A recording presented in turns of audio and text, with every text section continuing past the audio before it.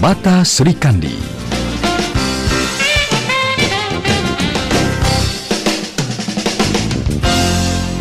Baik, listener, saya ingatkan kembali untuk Anda yang ingin bertanya langsung dengan narasumber, ada Ibu Elizabeth, yaitu Wakil Ketua IWAPI DKI Jakarta. Tema kita perempuan dan pendidikan, ya.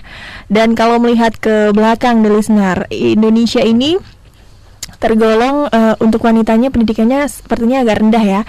Sekitar 45 juta perempuan wanita itu tidak mengenyam pendidikan. Nah, bagaimana dengan pemerintah seharusnya mensetarakan gender dalam hal pendidikan?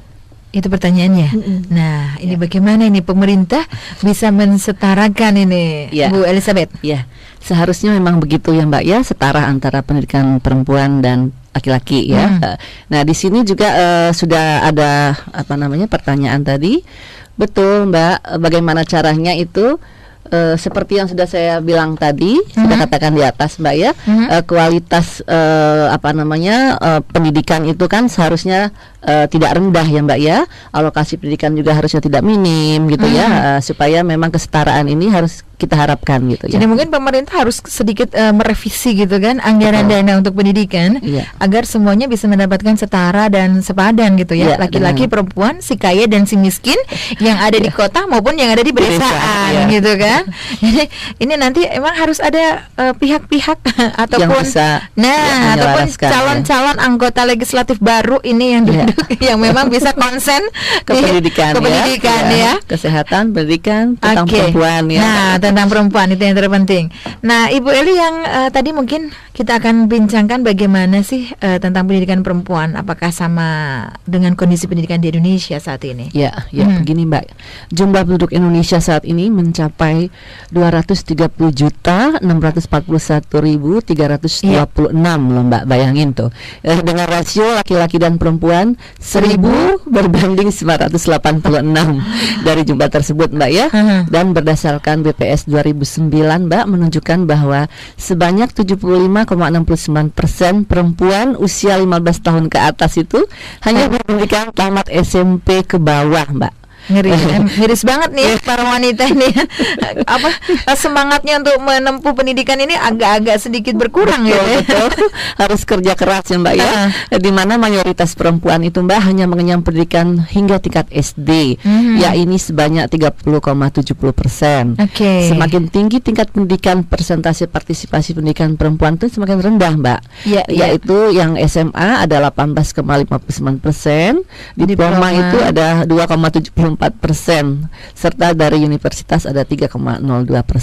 Sangat ini perbedaannya persennya luar biasa ya dari SMA, diploma dan universitas. Mbak, betul. Angka partisipasi sekolah perempuan memang sudah meningkat dibanding presentasi angka partisipasi sekolah pria Mbak ya. Tetapi itu hanya pada tingkat pendidikan rendah. Dengan kondisi ini tidak mengherankan Mbak jika sekitar 4,2 juta perempuan Indonesia atau sekitar 70% dari total 6 juta tenaga kerja Indonesia itu Mbak sebagai TKW itu bekerjanya ya di informal sebagai pembantu rumah tangga. Sayang sekali gitu ya. Karena faktor pendidikan benar. Ya, Mbak. Harusnya memang ke depan ini para perempuan ataupun para yang wanita dikirim untuk tenaga kerja adalah tenaga ahli itu Mbak ya. Jadi memang bukan hanya sebagai buruh gitu ya ataupun pembantu rumah tangga. Jadi harus dibekali dengan skill pendidikan yang bagus, perawat. Benar. Itu kan juga akan menghasilkan gaji yang luar biasa juga dan Indonesia juga akan mendapatkan manfaatnya kan yang besar ya. Oke, kalau memang perempuan saat ini sangat masih minim sekali dari dunia pendidikan gitu ya, tingkat persentase kesetaraannya.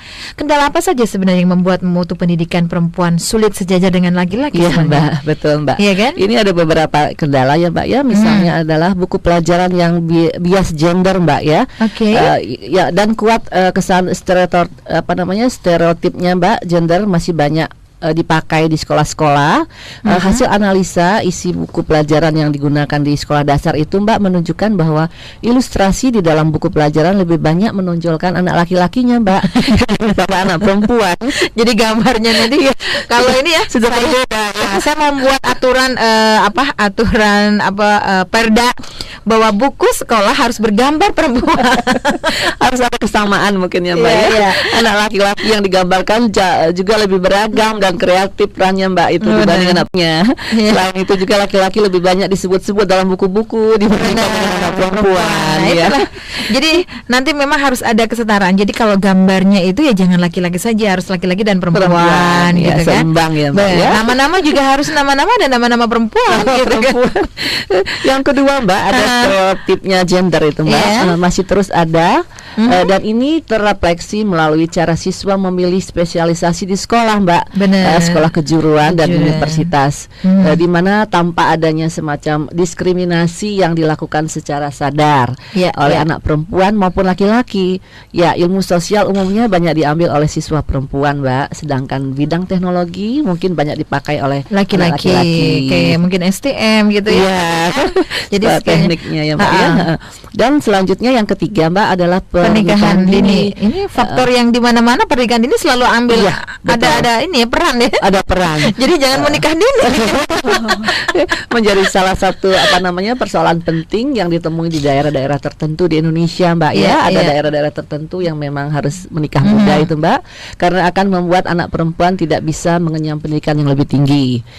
Dan yang keempat Mbak merupakan data pemerintah pusat dan daerah berdasarkan jenis kelamin tidak memadai. Kira-kira itu Mbak ya yang faktor yang kendala-kendala kendala yang membuat mutu pendidikan perempuan sulit sejajar dengan laki-laki. Betul. Ada SMS Femi? Ya, kita ke SMS untuk Feby di Bekasi. Menurut Ibu bagaimana cara meminimalisir data yang Ibu katakan tadi? Mungkin data-data pendidikan. Data-data maksudnya data-data pendidikan tadi kan memang banyak sekali jumlah angkanya itu sekian persen atau sekian juta. Meminimalisirnya ya tentu saja mungkin Bu Elizabeth dengan itu tadi gerakan pemerintah yang memang harus meratakan pendidikan agar angka yang tadi itu sekitar berapa persen itu tadi ya kita menduduki ranking ke 121 dari 185 negara. Itu bagaimana ranking kita turun? Mungkin ranking kita menjadi ranking 10. Wah, itu kan luar biasa. Di antara 150 negara tadi ya Mbak ya. Benar. Kemudian mungkin presentasinya itu juga mungkin bisa diminimalisir kalau memang pemerintah bersama pihak-pihak terkait berperan bersama bagaimana pendidikan perempuan itu mungkin bisa sejajar gitu kan ya. Laki-laki, Oke, masih di Mata Sri Kandi di listener, jangan kemana-mana, kita akan kembali setelah yang satu ini.